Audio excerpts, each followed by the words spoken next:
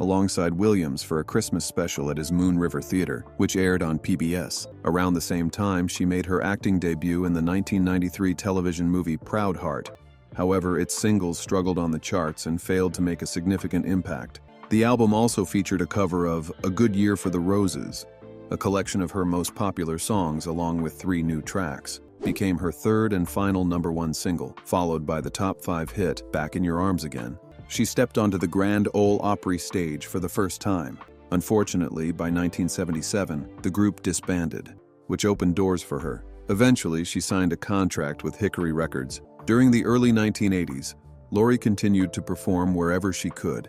Lorrie's hard work paid off in 1984 when however, only Don't Go Changing managed to secure a spot on the charts. The song climbed to number 20 on the Hot Country Songs chart, both of which reached the top 10 on the charts. Out of Your Shoes even reached number 1 on the radio and Following the release of the album's final single, RCA released Till a Tear Becomes a Rose. While she experienced a very successful career, her father introduced her to the audience and she performed Paper Roses. She continued performing alongside his band members. She worked as a receptionist, a songwriter, and a demo singer at Acuff Rose Music. They managed to secure spots on the Hot Country Songs chart, though in the lower positions. Her perseverance and dedication to live performances became the youngest artist to be inducted into the Grand Ole Opry. Her breakthrough finally arrived in 1988. Her momentum continued with 5 Minutes, which became her first #1 hit on Hot Country Songs. Another single, He Talks to Me, later won the Vocal Event of the Year award from the Country Music Association. He highlighted both the quality of the songs and Lorrie's compelling delivery. The Association of America certified it platinum for selling over 1 million copies, solidifying her status as a successful country artist, with We Both Walk and Except for Monday both reaching the top 10. Meanwhile, the title track peaked at number 14 in early 1992. Richard Landis produced most of Something in Red, except for the duet. Her first album with the label, Watch Me, was released that same year and quickly gained attention. Other notable tracks from the album included I Guess You Had to Be There and Half Enough. It became her third consecutive platinum-certified album by the end of 1993. It's like Tammy Wynette, Andy Williams, and Johnny Mathis. Despite this, some critics felt the album lacked a true country feel. Lorrie also performed Little Snow Girl, playing a woman who returns to her small hometown following her father's demise. Despite this, the album still achieved gold certification, which was a duet with Sammy Kershaw. In 1995, she released Greatest Hits, reaching double platinum with over 2 million copies sold. Lorrie's next album, Greater Need, came out in 1996. Its lead single, By My Side, was a duet with John Randall, marking his only top 40 hit. But one of them, titled Good As I Was to You, reached number 4 in 1979. In 1997, Lorrie released Shakin' Things Up, working alongside producer James Stroud. It was certified gold for selling over 500,000 copies. Was an album of cover songs from the 1940s and 1950s. Critics had mixed reactions, with some appreciating her vocal delivery. Lorrie's final BNA studio album, My Heart, came in 1999. Despite contributions from respected songwriters and producers, with the release of To Get to You Greatest Hits collection, featuring more of her past hits alongside covers of Angel by Sarah McLachlan, a duet with Kershaw, which was also included on his album of the same title. The album's disappointing performance marked the end of her tenure with BNA, and Another Lonely Song by Tammy Wynette. Around this time, Lorrie and BNA parted ways. Lorrie Morgan enjoyed a long career in country music, and political statements have all shaped how people see her. Her financial troubles were widely discussed. At one point, she was said to owe hundreds of thousands of dollars to multiple creditors, reporting over $846,000 in liabilities, while her assets ranged between $500,000 and $1 million. Managing finances as a successful artist is not always easy, but the weight of these financial issues made things difficult. The public often assumes that fame equals financial security. The filing allowed her to address her financial issues and work toward stability, but it is also highly competitive. Personal opinions and professional decisions all contributing to friction. When she clashed with both RCA Records and her former manager Jack McFadden, she felt they were no longer pushing her career forward, but unfortunately, it also led to a major legal battle. He took her to court, demanding $2 million in damages. The lawsuit put extra pressure on her, but she kept moving forward. Her political views have also attracted attention over the years, while others feel that she should avoid political discussions. Despite all these challenges, she has remained committed to her music, but it also comes with difficulties that most people never see. Brought both Lorrie and Kershaw on board for a one-album collaboration. Despite the legal trouble, Lorrie refused to let it define her, and many artists share their opinions on political matters. Her story proves that being in the spotlight is not always easy. An album structured with 6 duets alongside 3 solo performances from each artist for a 1996 movie, and Lorrie had wanted to record it ever since she saw the film. By 2002, Lorrie had moved on to Image Entertainment. Her debut project with the label was The Color of Roses. The album was recorded at the Tennessee Performing Arts Center in Nashville, where she performed with the Belmont University School of Music Orchestra. Lorrie continued with Image Entertainment for her next studio album, Show Me How, which reached number 50 on the Hot Country Songs chart. James Mannheim of AllMusic praised both her singing and This project was a collection of 14 traditional country covers, citing Lorrie's heartfelt delivery and her ability to make, explaining that the project reflected a particularly Come See Me and Come Lonely, another duet album, and active both in recording and performing. Interestingly, Lorrie's personal life, but also for her turbulent personal life, experienced both in love and in heartbreak. They had one daughter together, Lorrie Anastasia Gaddis. Lorrie moved on with her life, only to find herself in even more emotional pain. Their love story seemed to be straight out of a country song, filled with passion and devotion. They married in 1986, and during their time together, a battle that ultimately claimed his life in 1989 due to alcohol poisoning. Addicted. Stating that at that point in her life, she would walk away. But as far as him being the one, Lorrie believed they could have lasted forever. After Whitley's tragic demise, Lorrie attempted to move forward, but her personal life remained complicated. A former bus driver for country star Clint Black. During this time, Lorrie suffered from ovarian cysts. In late 1993, she began dating NFL star Troy Aikman, fans, but their romance was brief. A former United States senator and actor. Unlike her past relationships, this one introduced her to the political consequences of her words and actions. She recognized that such a marriage would, while their shared love for music may have brought them together. Forever Yours, Faithfully, My Love Story. Despite opening up about her life, it wasn't enough to help her marriage. Tabloids eagerly reported that she had allegedly been seen in the back. However, Lorrie firmly dismissed the claims, calling them fabricated. Lorrie's 5th marriage was to fellow country singer Sammy Kershaw, between 2 stars who understood the pressures of the industry. October 2007, citing irreconcilable differences. On September 15, 2010, perhaps this change was exactly what Lorrie needed. Throughout her life, Lorrie has experienced love, heart. Her personal life may be filled with controversy, but, however, she has not always spoken about it directly. One of the biggest challenges she faced was a lawsuit against her record label. Lorrie Morgan's career took a sharp turn. She had been with RCA for years, but her relationship with the label's management had lost its spark. Hoping for better opportunities, she walked away and signed with B&A Records. Her departure wasn't just about music, it was about wanting a fresh start. McFadden, who had been managing her career, wasn't happy when she ended their contract early. He claimed she had terminated their contract before the agreed timeline, costing him a fortune in lost commissions. Lorrie, however, had her own reasons for leaving. She believed she needed a team that truly supported her vision. Her switch to B&A Records proved successful, and she continued releasing hit songs. She was determined to stay in control of her career, proving that no contract or conflict could stop her from following her own path.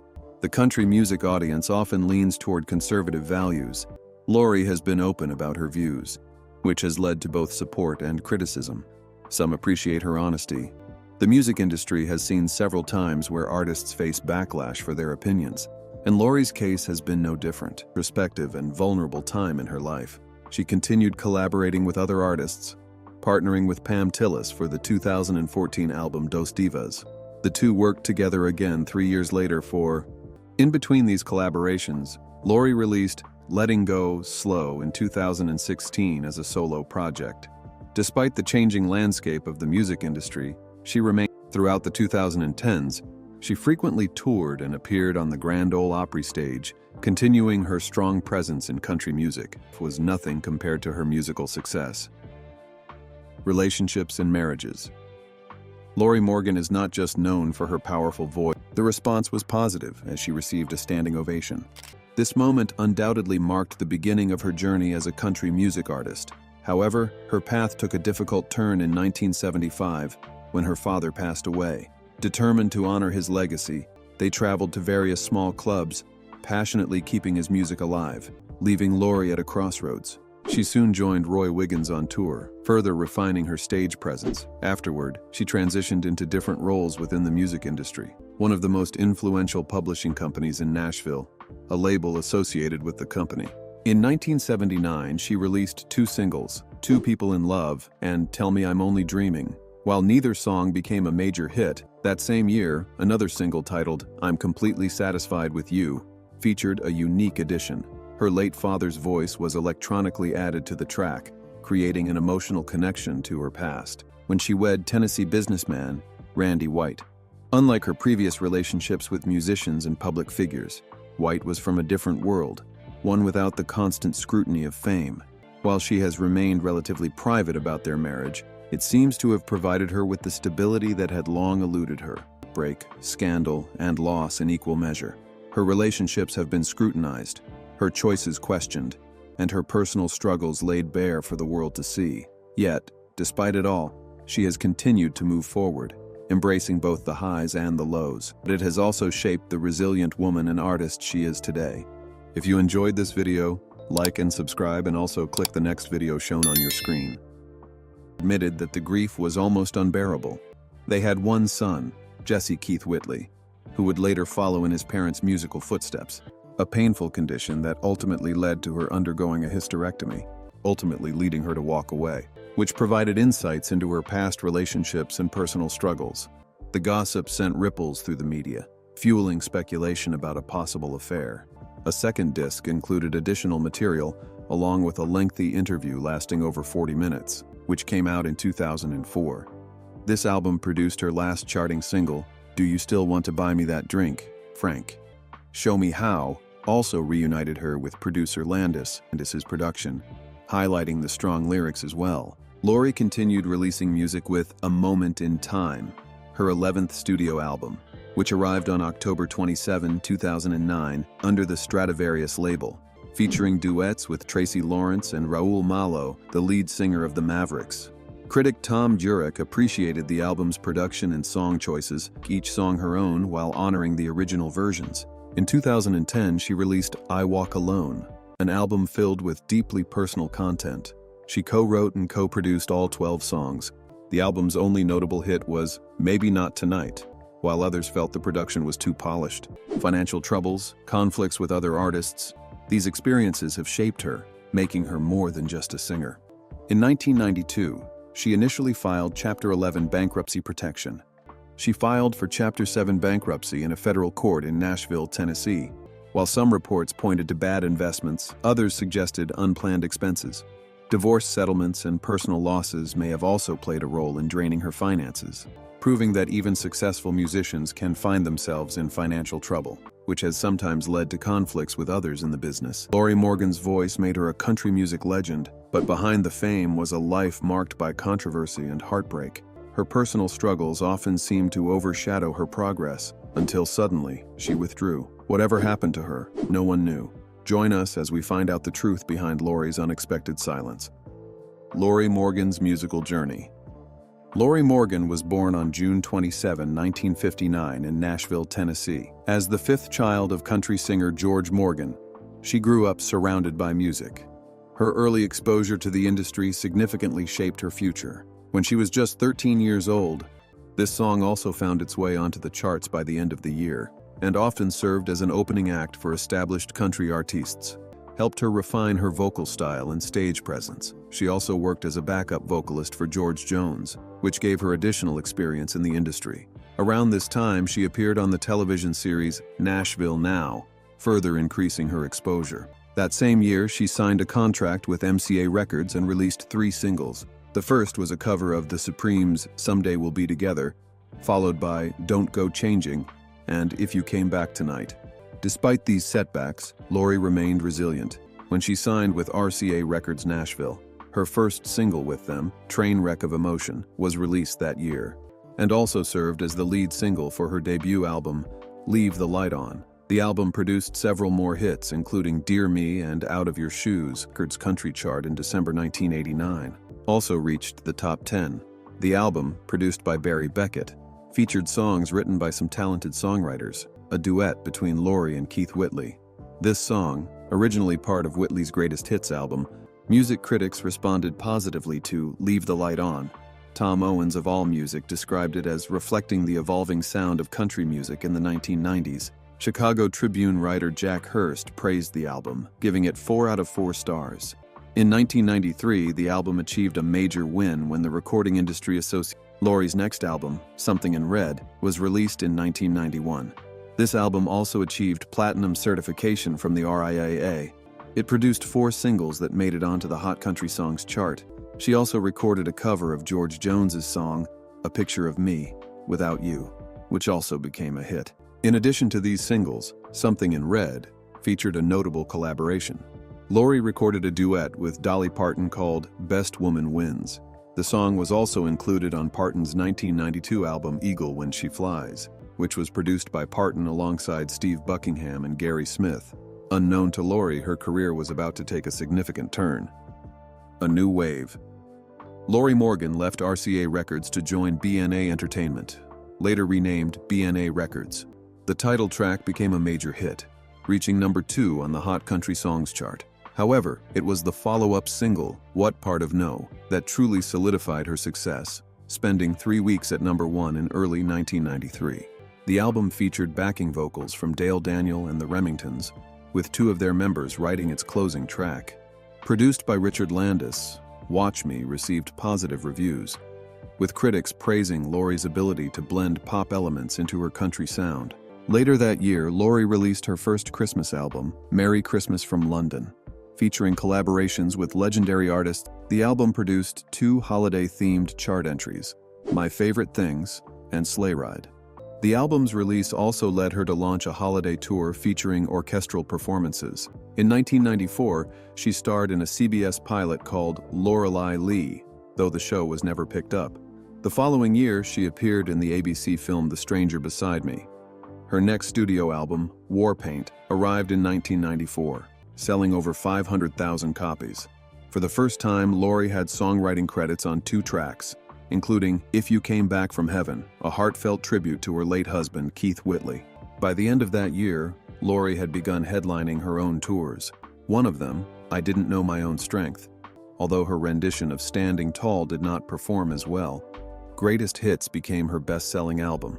The song was originally intended to be recorded with Kershaw, but a last-minute change led to Randall being chosen instead. Other singles failed to make a significant impact. Lorrie expressed a desire to show musical growth with this album. The album featured the top 10 hit Go Away and the top 20 single One of Those Nights Tonight, but its later singles failed to gain traction. This was the first album where Lorrie held a co-production credit. The album received positive reviews, with critics noting its confident tone and strong performances. Her next project, Secret Love, released in 1998, dedicated to her father. It did not produce any singles, but Lorrie promoted it with a series of concerts featuring pianist B.G. Adair and an orchestra, while others felt her interpretations were overly dramatic. The duet was promoted by both their labels. The album received lukewarm reviews. Some critics praised her vocal performance. Her time with the label concluded in 2000. The decision was amicable, reportedly influenced by declining sales and creative differences. Like some other artists, Lorrie Morgan's career achieved immense success, but not without its share of problems, controversies, and struggles. But behind the success, she has faced several struggles. Legal battles with her record label. Each of these issues has followed her at different points, sometimes affecting her career and personal life, especially in the 1990s, when reports of unpaid debts and legal actions surfaced, leading to bankruptcy filings due to business-related debts. However, she later withdrew that request. More than a decade later, in 2008, at that time, her debts were estimated to be anywhere from $1 million to $10 million. Lorrie later explained that the bankruptcy was a difficult but necessary step to reorganize her business affairs.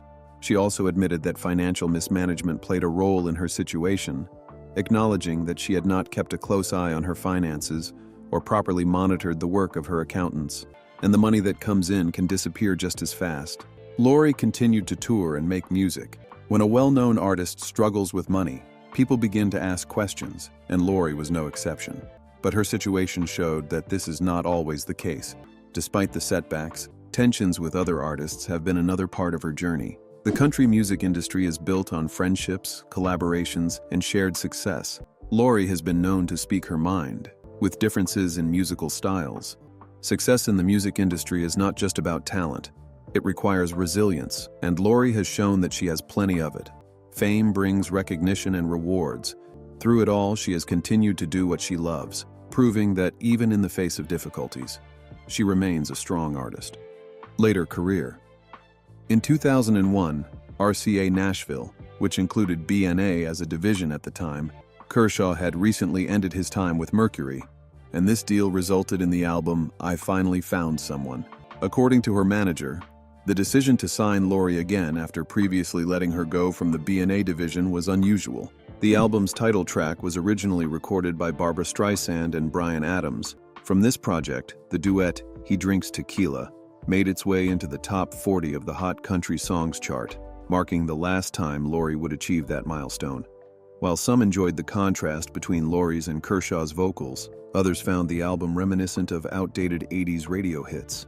A 2-disc live compilation featuring her biggest hits and classic pop standards, and remarkable career in country music, which has often captured as much attention as her music.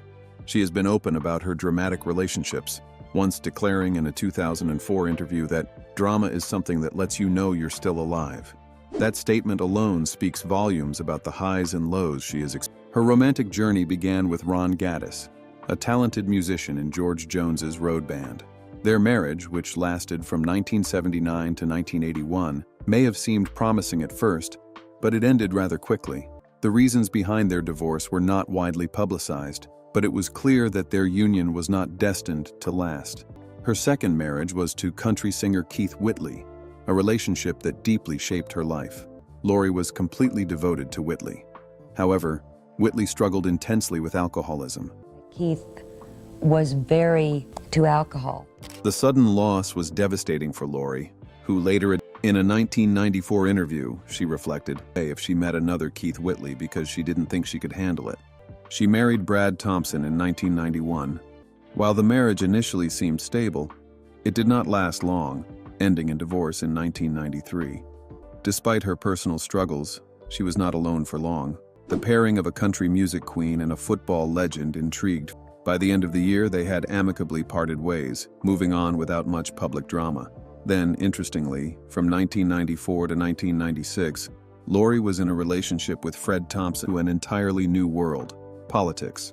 She once admitted that her romance with Thompson made her more aware. She genuinely considered the idea of marrying him, but the reality of being a politician's wife gave her chills. It would create personal conflicts. Not long after, in 1996, she married country singer John Randall. It was not enough to keep them married. The following year, she published her autobiography. She and Randall divorced in 1999. The late 1990s also saw Lorrie entangled in a particularly scandalous rumor of a limousine with then-President Bill Clinton. Still, the rumor lingered, adding yet another layer of controversy to her already dramatic personal life. The two tied the knot in September 2001, in what seemed like a perfect union. However, their marriage proved to be rocky. After 6 years together, Lorrie filed for divorce in October. The breakup was not entirely surprising to those who had followed Lorrie's history of turbulent romances. Lorrie's sixth and, so far, final marriage took place